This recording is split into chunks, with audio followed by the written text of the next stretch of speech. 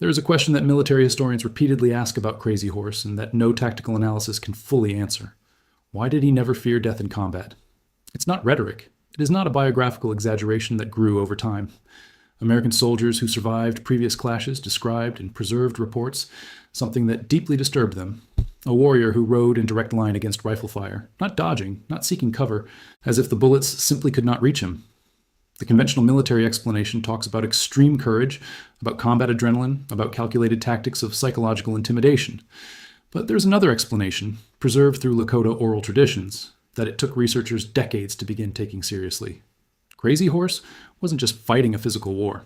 According to these traditions, he was operating within a complete spiritual system, where the very reality of battle was understood in a way radically different from how any American soldier of that period could conceive.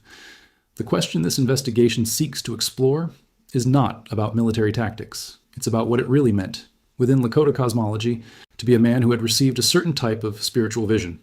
and how this dimension completely neglected by conventional military history can explain much more about Crazy Horse than any battle map ever could. To understand this spiritual dimension, it is first necessary to understand something fundamental about how the Lakota organized their relationship with the invisible world.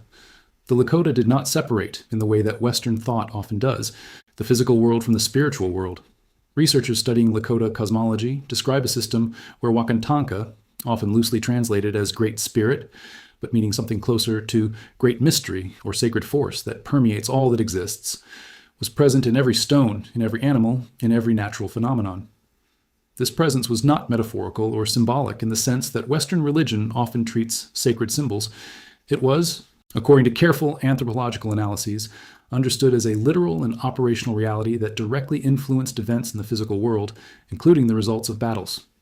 Within this system, certain individuals could receive, through specific processes of spiritual search, knowledge, and protection that came directly from these sacred forces. This knowledge was not generic or available equally to everyone. It was specific, personal, and often revealed through what the Lakota called Hanblecheya, vision quest, an extremely demanding ritual process that involved prolonged physical isolation, severe fasting, and direct exposure to the natural elements. It was through a process like this, according to preserved traditions, that the young Crazy Horse would have received the vision that would shape his entire subsequent existence as a warrior. The specific details of this vision vary among different versions preserved through oral tradition, but researchers who have collected these narratives from different sources over decades identify central elements that recur with remarkable consistency. A mounted knight riding through a chaotic storm of battle completely immune to projectiles fired at him. This knight, in some versions of the tradition, wore certain specific visual elements: a feather on his head, certain markings painted on his body, a small stone placed behind his ear. Other elements of the vision, according to certain preserved versions, involve lightning, and the presence of a certain type of bird considered a messenger between the physical world and the spiritual world. Some researchers who study these traditions with appropriate methodological rigor warn of something important. It is extremely difficult, decades and even centuries later, to completely separate what may have been genuine elements of the original vision from what may have been elaborated or emphasized retrospectively, in light of later knowledge about Crazy Horse's extraordinary feats in combat. This methodological caution is appropriate and necessary. But there is one thing that remains consistent regardless of this caution.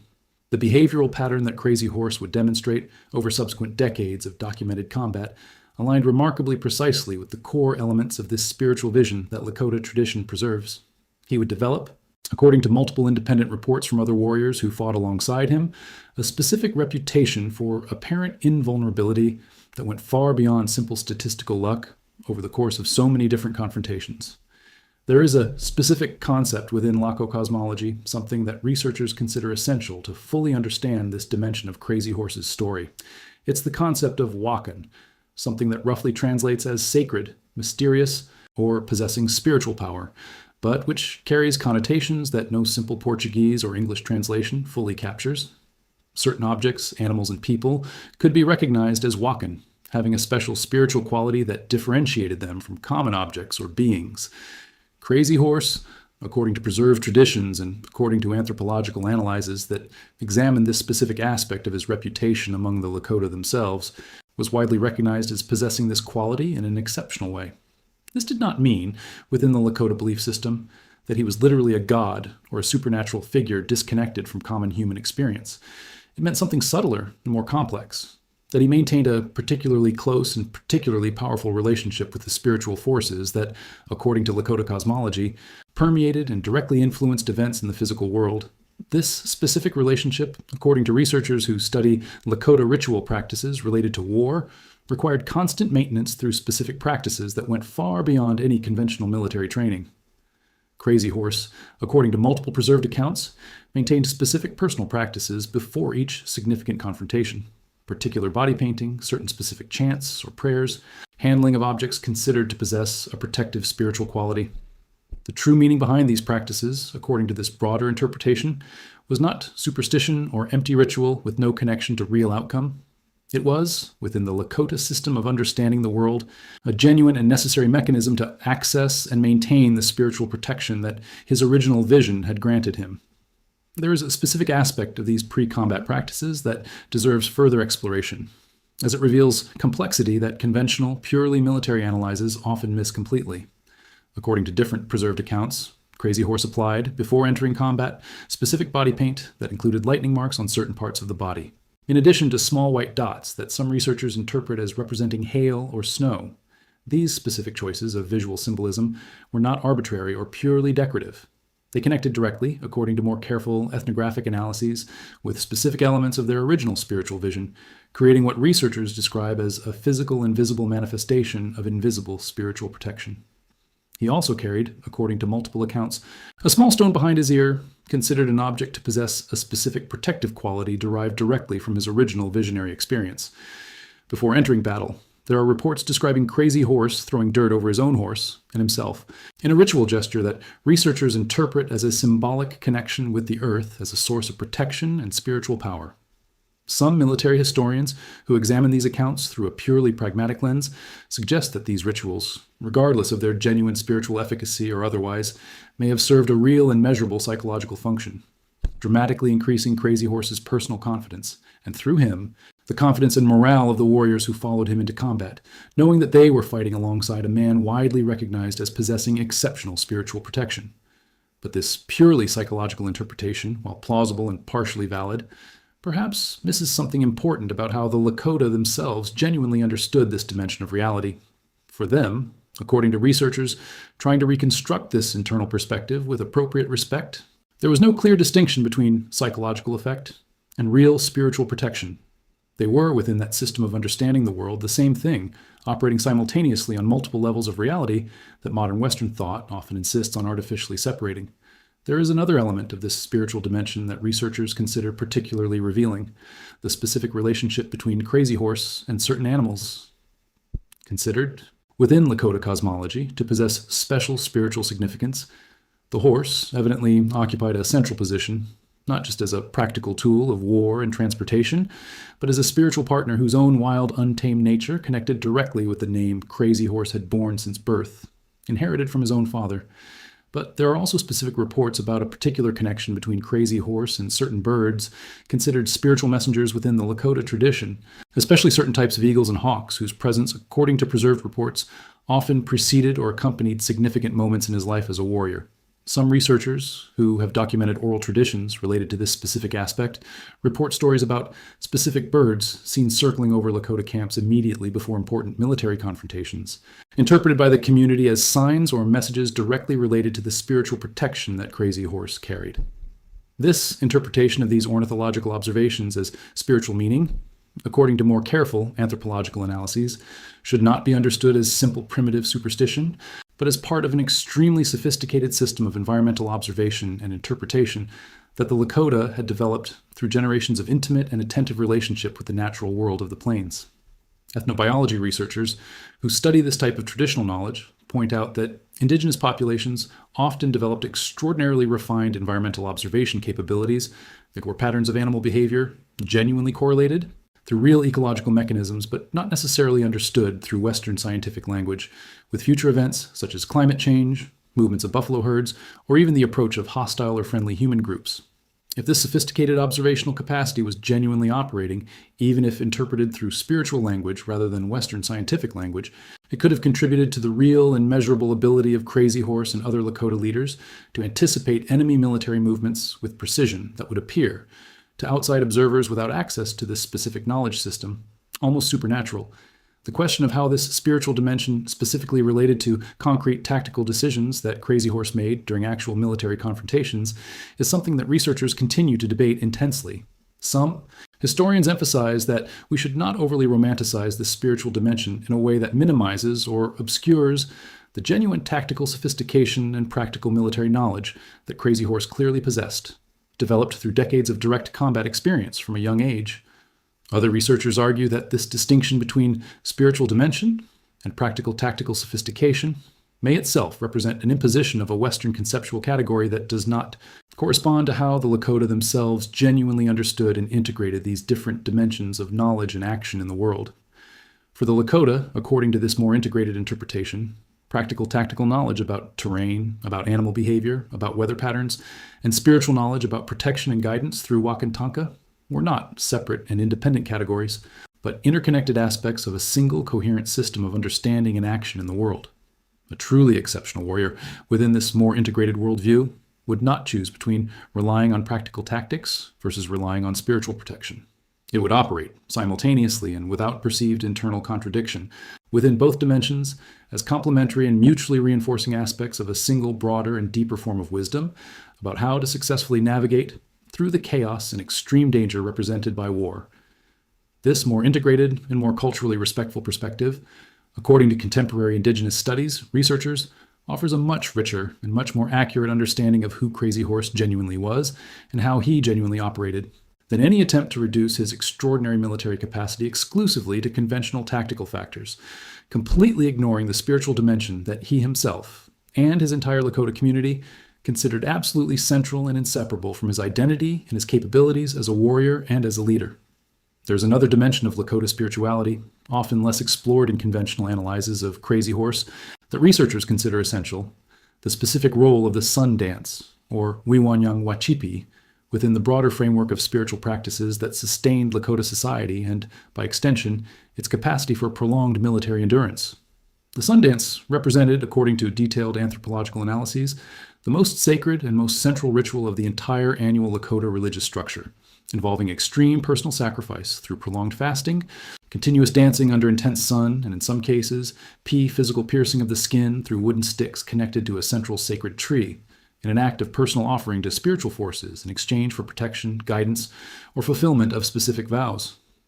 Crazy Horse, according to some accounts preserved through oral tradition, personally participated in this extremely demanding ritual at certain points in his adult life, although specific details about when exactly and how often he participated remain less documented than other aspects of his spiritual biography. Researchers studying this specific ritual point out that it served multiple simultaneous functions within Lakota society: annual spiritual renewal of the entire community, public demonstration of commitment and personal sacrifice on the part of important leaders and warriors, and ritual mechanism through which collective spiritual protection and guidance were renewed and strengthened before periods of greater vulnerability or expected conflict. The connection between participation in the sun dance and subsequent capacity for effective military leadership, although difficult to establish through conventional historical evidence in a definitively conclusive way, represents, according to researchers in comparative religious studies, a recognizable pattern in multiple spiritual traditions around the world, where extreme personal sacrifice and intense ritual purification precede and supposedly strengthen leadership capacity in moments of collective existential crisis. For a community facing increasing colonial pressure and direct existential threat to its own cultural and physical survival, as the Lakota genuinely did during the middle decades of the 19th century, rituals like the sun dance likely served an extraordinarily important collective psychological and social function, strengthening community cohesion and shared determination to resist, regardless of any external assessment of these specific rituals' literal spiritual efficacy. There is also a specific dimension related to dreams and their interpretations within Lakota culture that researchers consider relevant to more deeply understand Crazy Horse's psychology and decision-making throughout his life as a military leader. The Lakota, according to detailed ethnographic analyses, attributed a deep and often guiding meaning to dreams, understood as a direct channel of communication with spiritual forces and with knowledge that transcended common everyday experience. Important leaders, including prominent warriors like Crazy Horse, often consulted and shared meaningful dreams with other members of the community, especially before important decisions regarding camp movement, appropriate timing for hunting, or military strategy in the face of external threat. There are preserved accounts, although necessarily fragmentary and subject to careful interpretation, suggesting that certain important tactical decisions made by Crazy Horse and other Lakota leaders during periods of intense conflict may have been influenced, at least partially, by the content of significant dreams reported and interpreted collectively by the community prior to specific military actions. Researchers who study this particular dimension point out that this practice should not be understood as an irrational substitute for careful tactical analysis, but as a complement and additional source of information and guidance, integrated within a broader decision-making process that also included, of course, practical and rational assessment of terrain conditions, enemy strength, and available resources. This integration of spiritual knowledge through dreams and visions, and practical knowledge through direct observation and accumulated military experience represents, according to this more holistic interpretation, exactly the kind of sophisticated and multifaceted knowledge system that allowed the Lakota, under the leadership of men like Crazy Horse, to resist so effectively and for so long against an adversary who possessed such substantial material and numerical advantages.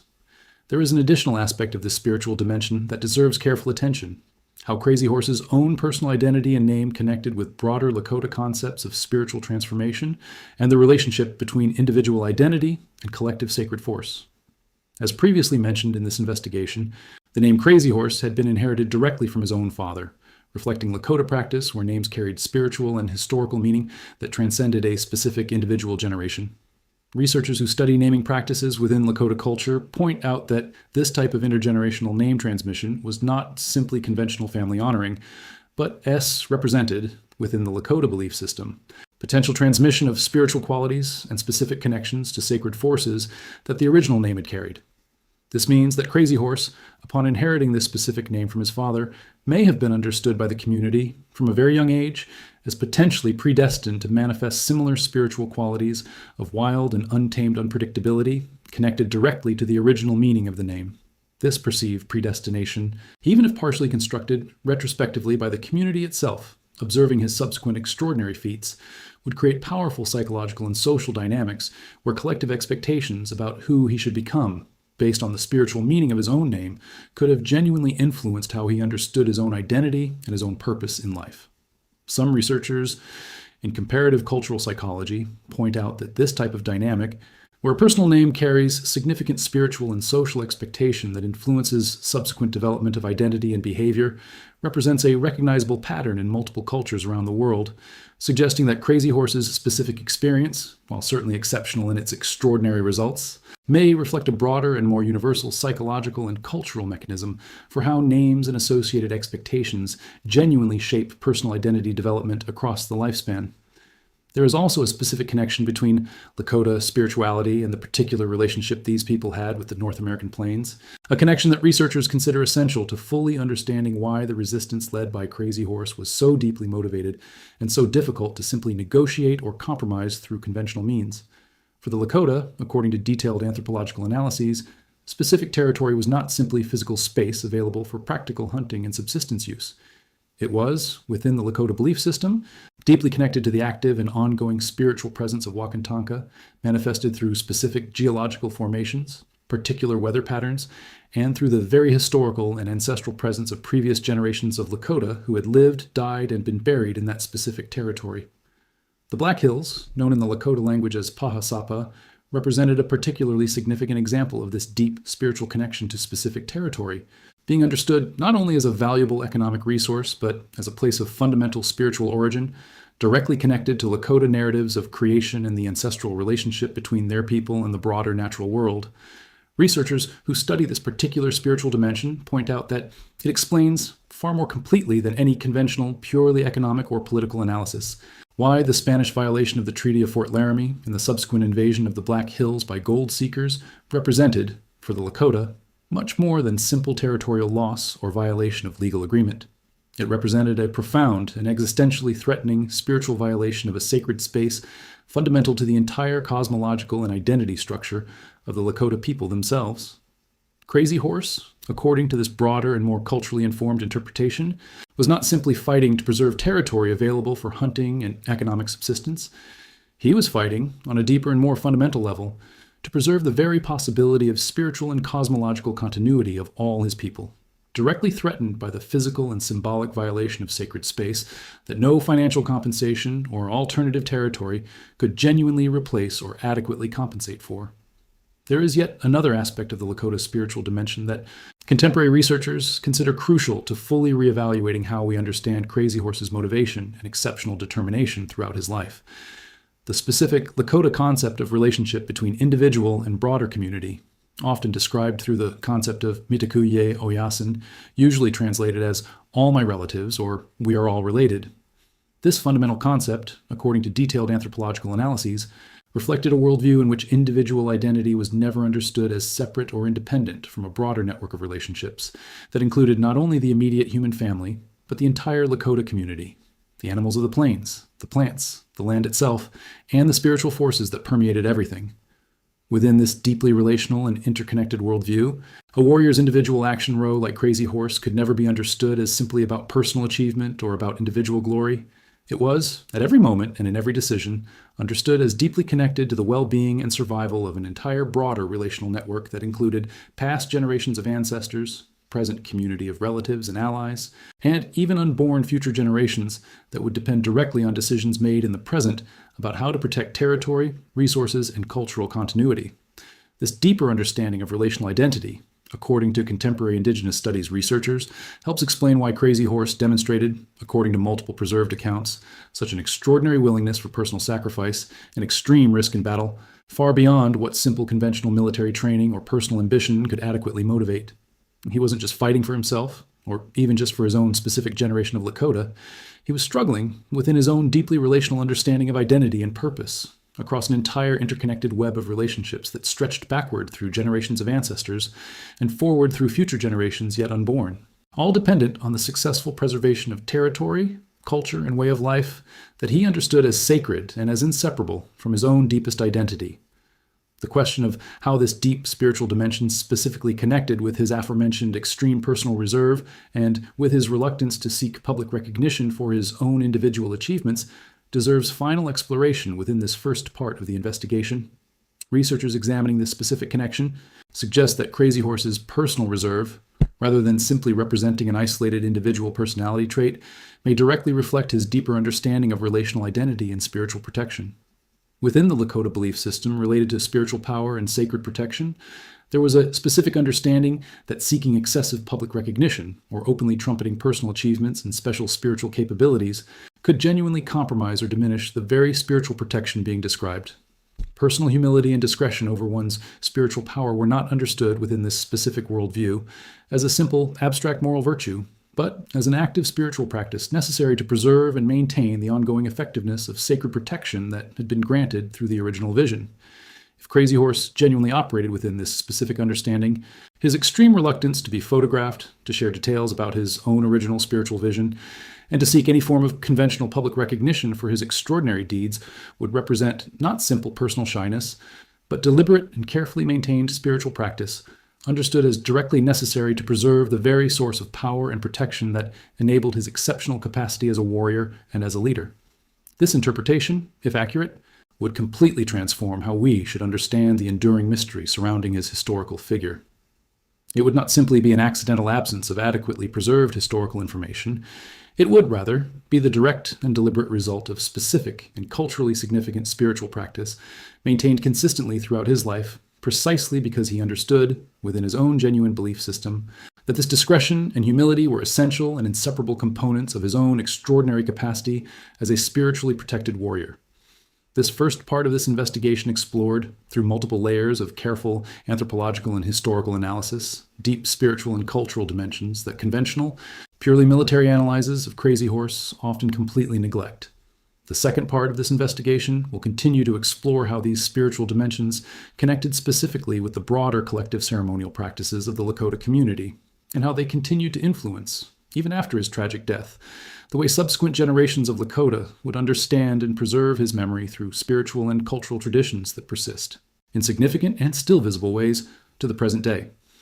To fully understand how the spiritual dimension of Crazy Horse connected with broader community practices, it is necessary to examine the specific role that collective ceremonies played before significant military confrontations involving multiple Lakota bands. Researchers who study war-related ceremonial practices among the Lakota identify a consistent pattern. Before major military operations, especially those involving coordination between multiple bands and even multiple allied nations, specific ceremonies were conducted to seek collective spiritual guidance and to strengthen sacred protection over the entire group of warriors going into combat. These ceremonies often involve the participation of medical men recognized by the community as possessing particularly developed spiritual capacities for communicating with sacred forces and for interpreting signals relevant to imminent military decisions. Sitting Bull, whose connection to the Battle of Little Bighorn has already been mentioned in previous analyses of this specific conflict, was recognized precisely for this exceptional spiritual capacity, having conducted, before that specific battle, a sun dance ceremony during which he was said to have received prophetic vision about imminent victory against American forces. Crazy Horse, although not primarily recognized as a medicine man in the same formal sense as Sitting Bull, actively participated in these collective ceremonies, and his own personal spiritual protection, already established and widely recognized by the community, contributed significantly to the collective confidence and spiritual morale of the entire group of warriors preparing for confrontation. This dynamic between collective spiritual leadership, represented by figures like Sitting Bull, and exceptional personal spiritual protection, represented by warriors like Crazy Horse, created a complementary system of spiritual and military strength that researchers consider essential to fully understanding how the Lakota were able to achieve such effective and extraordinary coordination in moments of decisive military confrontation. There is an additional aspect of this collective spiritual dimension that deserves specific attention: how different Lakota bands, despite their own relatively independent and decentralized political structures, managed to achieve sufficient spiritual unity to coordinate effective joint military action.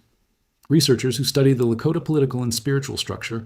point out that, although each band maintained considerable autonomy in everyday decisions, there was a broader system of shared beliefs and spiritual practices that transcended specific political divisions between different groups. Ceremonies like the sun dance, although conducted specifically by each band at times and places, determined by their own particular circumstances,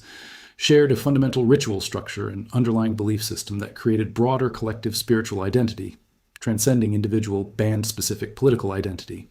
This shared spiritual identity, according to detailed anthropological analyses, provided a cultural and religious basis that allowed, in moments of sufficiently serious existential threat, military coordination between multiple bands that, in normal and less urgent circumstances, could maintain relative independence and even occasional rivalry among themselves.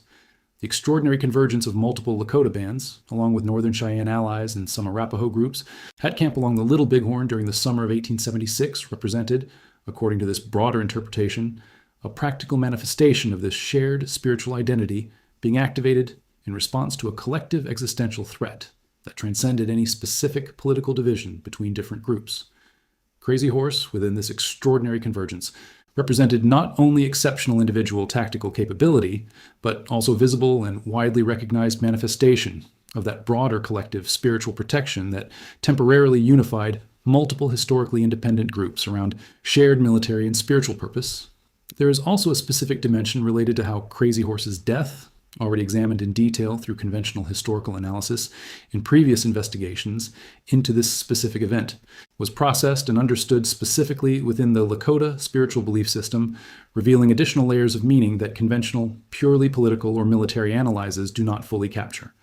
Researchers working with Lakota oral traditions relating specifically to Crazy Horse's death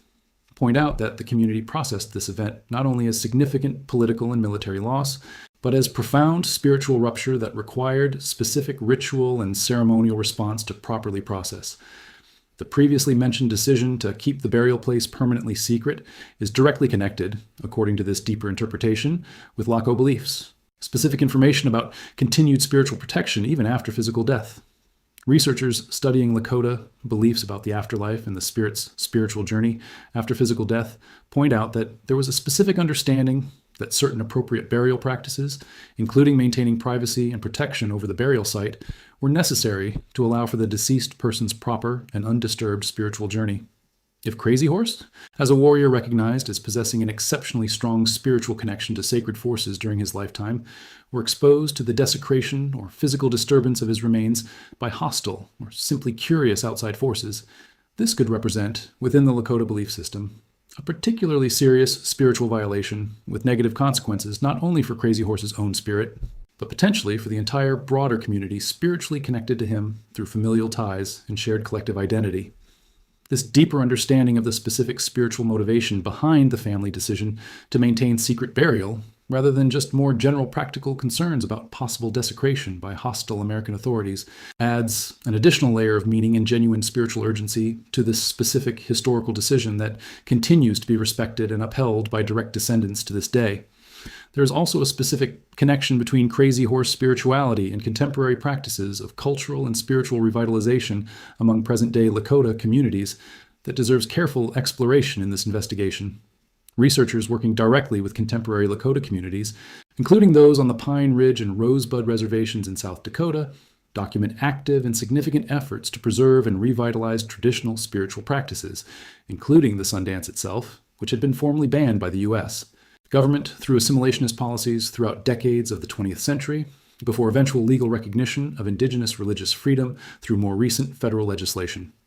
This contemporary revitalization of traditional spiritual practices, according to researchers documenting this significant cultural process, often directly invokes the memory and specific example of Crazy Horse as a model of spiritual integrity and unwavering commitment to traditional Lakota cultural values and practices, even under extreme pressure and direct existential threat.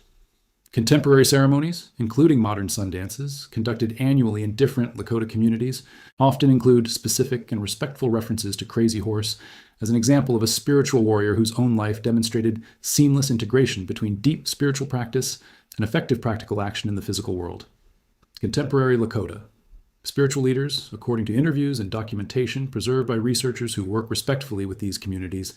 often describe Crazy Horse not simply as a historical figure from the distant past, but as an ongoing and still active spiritual presence whose protection and guidance continue to be invoked and respected in specific contemporary ceremonial contexts. This living spiritual continuity, connecting contemporary practices directly with memory and with the specific historical example of Crazy Horse, represents, according to comparative religious studies researchers, a powerful demonstration of how indigenous spiritual traditions manage to maintain significant continuity and genuine contemporary relevance, even after centuries of systematic colonial pressure that actively sought to eliminate or completely suppress these same traditional practices and beliefs. Another aspect that deserves specific consideration within this investigation into the spiritual dimension of Crazy Horse is how his specific story connects with broader concepts within Lakota, spirituality about the role and meaning of suffering and personal sacrifice within the broader spiritual journey. Researchers studying Lakota theology and cosmology point out that physical suffering and personal sacrifice, far from being understood simply as negative misfortune to be avoided, were often understood as significant opportunities for spiritual growth and for deepening connections with sacred forces. The practice of Sundance itself, already discussed previously, directly exemplifies this principle, where voluntary and extreme physical suffering was specifically understood as a valid and powerful path to accessing knowledge and deeper spiritual protection. The life of Crazy Horse, examined viewed through this specific spiritual lens, it reveals a remarkable pattern of significant personal suffering. Loss of romantic relationship through violent conflict already mentioned, loss of one's own infant daughter through illness, and eventual violent and premature loss of one's own life through tragic and ambiguous circumstances already examined in detail through conventional historical analysis. Within the specific Lakota spiritual framework, these moments of profound suffering could be understood not simply as random and meaningless tragedy, but as part of a broader and more meaningful spiritual journey, where each moment of loss and genuine pain contributed to the further deepening of their already exceptional spiritual connection and their ability to serve as a warrior and as a leader, protected by sacred forces. This specific interpretation, while certainly speculative in its precise details and impossible to confirm definitively through any direct historical evidence coming from Crazy Horse himself regarding his specific subjective inner experience, offers a coherent and culturally respectful interpretative framework for understanding how a life marked by so much genuine personal suffering could, simultaneously and without internal contradiction within the Lakota belief system, be understood as a spiritually exceptional and deeply meaningful life. As we conclude this thorough investigation into the spiritual and cultural dimensions of Crazy Horse, often overlooked by conventional historical analyses, focused almost exclusively on tactical and military aspects of his biography, it is important to reflect on what this deeper exploration teaches us about how we should appropriately approach Indigenous historical figures more broadly. Reducing Crazy Horse exclusively to his exceptional military tactical ability, while genuinely impressive and historically significant in its own right, misses entire dimensions of who he genuinely was and how he genuinely understood his own existence, his own purpose, and his own relationship to the natural and spiritual world that surrounded him. The spiritual dimension that this investigation explored through multiple layers of careful analysis, from his original vision in his youth, through specific ritual practices maintained throughout his adult life, to the very way in which his death was processed spiritually by his community and how his memory continues to be spiritually honored to the present day, reveals a man much more complex, much more deeply integrated within a coherent cultural and spiritual system than any purely military or political narrative could adequately capture. Contemporary Indigenous studies researchers argue that this more holistic and more culturally respectful approach, appropriately integrating spiritual dimensions alongside conventional historical and political analysis, represents not only necessary academic correctness, but also a form of genuine respect for the Lakota community itself, whose traditional understanding of who Crazy Horse really was has always integrated these spiritual dimensions as central and inseparable, never as a secondary or merely decorative aspect of their broader identity. Crazy Horse, understood through this fuller and more culturally informed lens, emerges not only as a brilliant warrior who humbled a powerful army through exceptional military tactics, but as a deeply spiritual man whose entire life represented extraordinary integration between effective practical action in the physical world and the deep, carefully maintained connection with sacred forces that, according to his own culture and understanding of the world, made that practical action genuinely possible and genuinely meaningful. Perhaps it is precisely this complete integration between the spiritual dimension and the practical dimension, between profound personal humility and demonstrated extraordinary capacity, that explains why his memory continues, more than 150 years after his physical death, to inspire not only academic historical fascination, but genuine and continuing spiritual reverence among his own direct descendants, who continue, through carefully preserved ceremonial practices and through oral memory respectfully transmitted through generations, to honor and celebrate not only what he did in battle, but who he genuinely was in his closest relationship. Deeper and more meaningful connection with the spiritual world that he so faithfully served and which, according to still living and still practiced Lakota belief, continues to reciprocally protect and honor his memory through the centuries. There is also an additional dimension that contemporary researchers consider essential: how spirituality specifies. The science of Crazy Horse relates to broader Lakota healing and traditional medicine practices, which often operated in an integrated manner with practices related to warfare and spiritual protection in combat.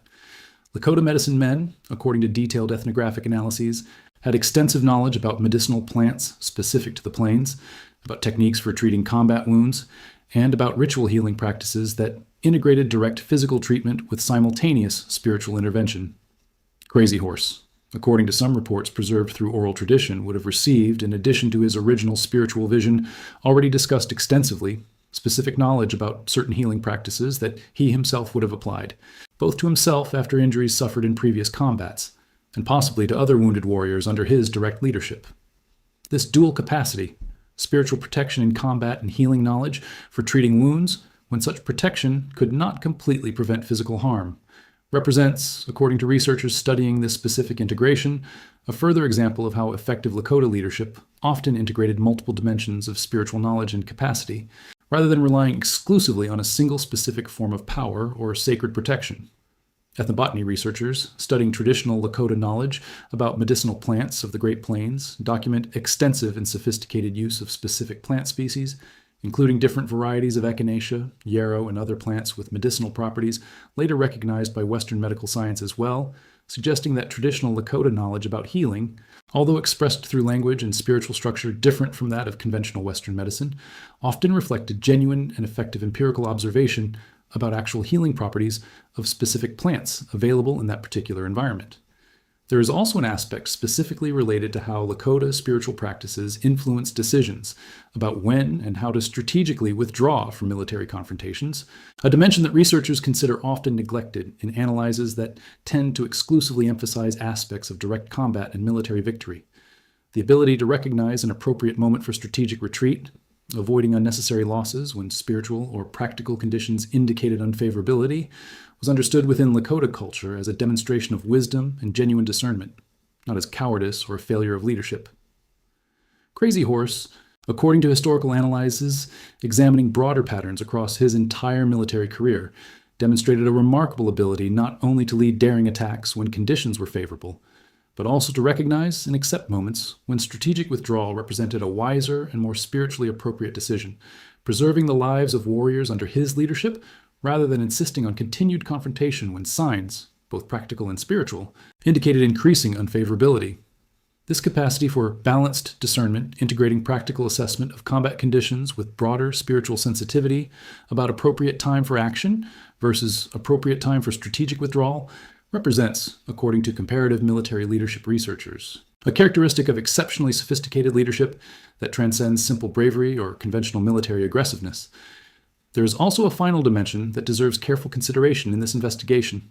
how Crazy Horse's specific spiritual memory connects with broader contemporary movements of indigenous sovereignty and the demand for territorial and cultural rights that remain active to this day. Researchers working in contemporary indigenous activism document how the historical and spiritual figure of Crazy Horse continues to be invoked, with appropriate respect and care in contexts of protest and political vindication, relating specifically to the still unresolved issue of the Black Hills, previously mentioned in the series of investigations into this broader historical conflict. Movements such as those that oppose the construction of oil pipelines through territory considered sacred by Lakota communities in recent decades often directly invoke the spiritual and historical example of Crazy Horse as inspiration for peaceful but determined resistance against further violation of territory and resources considered sacred. This continuity between historical resistance, led by Crazy Horse during the 19th century, and contemporary Lakota activism related to land rights and environmental issues in the 21st century, demonstrates, according to researchers of indigenous social movements, how specific spiritual and historical memory can continue to serve a practical and politically significant function far beyond simple, abstract historical commemoration, providing a concrete model and active inspiration for continued contemporary action in defense of values and territory that Lakota communities continue to consider sacred and worthy of determined protection. The figure of Crazy Horse, therefore, according to this broader and more contemporary interpretation, does not belong exclusively to the distant historical past that this investigation has examined through multiple layers of careful analysis. It remains instead an active and genuinely relevant spiritual and political presence, continuing to inspire and guide contemporary action by Lakota communities, who continue, through successive generations, to honor his specific example as they face new challenges and new threats to their own territorial, cultural, and spiritual sovereignty in a contemporary historical context, significantly different from, but fundamentally connected to, that which he himself faced and resisted with such spiritual and practical determination during his own extraordinary life. Sources and reference works for further study: The Sacred Pipe by Joseph Eves Brown, based on teachings by Black Elk; Black Elk Speaks, narrated by Black Elk and recorded by John G. Nyhart; ethnographic work on Lakota cosmology and spiritual practices conducted by researchers in collaboration with tribal communities; contemporary documentation of ceremonial practices on the Pine Ridge and Rosebud reservations in South Dakota; anthropological studies on the concept of Wakantanka and vision quest practices among the Lakota; research into Lakota oral history relating specifically to the life and death of Crazy Horse; comparative religious studies analyses of North American indigenous spirituality and its contemporary connections with preserved traditional practices;